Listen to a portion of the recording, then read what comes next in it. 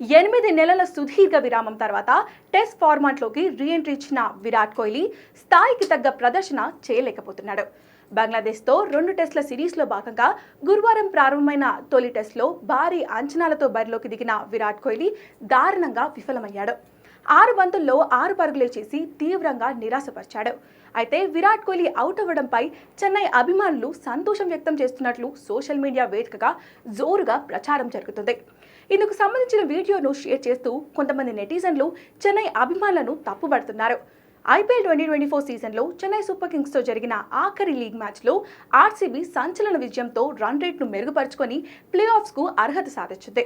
ఈ విజయాన్ని ఆర్సీబీ అభిమానులు టైటిల్ గెలిచినంత రీతిలో సెలబ్రేట్ చేసుకున్నారు. ఈ సంబరాలు చెన్నై అభిమానులను తీవ్ర బాధపరిచాయి. ఈ క్రమంలోనే ఆర్సీబీ విరాట్ కోహ్లీపై కొంతమంది సీఎస్కే అభిమానులు కోపం పెంచుకున్నారు. అయితే తాజా టెస్ట్లో కోహ్లీ అవుట్ అయిన వెంటనే చాలా గట్టిగా అరుస్తూ చెన్నై అభిమానులు సంబరాలు చేసుకున్నట్లు ప్రచారం జరుగుతుంది. కానీ ఇది వాస్తవం కాదు. ఐపీఎల్ వరకు కోహ్లీని వ్యతిరేకించిన టీమిండియా స్టార్ బ్యాటర్గా అతన్ని చెన్నై ఫ్యాన్స్ అభిమానిస్తూనే ఉంటారు. విరాట్ కోహ్లీ అవుట్ అయిన అనంతరం కూడా వారు నిరాశకు గురయ్యారు. అదే సమయంలో రిషబ్ పంత్ మైదానంలోకి వస్తుండటంతో చాలా గట్టిగా అరిచారు. రోడ్డు ప్రమాదంతో 2 ఏళ్ల సుదీర్ఘ విరామం తర్వాత పంత్ రెడ్ బాల్ క్రికెట్ ఆడుతుండటంతో అతనికి స్వాగతం పలుకుతూ గట్టిగా అరిచారు. అంతే తప్ప కోహ్లీ అవుట్ అయ్యాడని కాదు. కానీ కొంతమంది నెటిజన్లు ఉద్దేశపూర్వకంగా కోహ్లీని చెన్నై ఫ్యాన్స్ ఎగతాళి చేస్తున్నారంటూ కామెంట్స్ పెడుతున్నారు.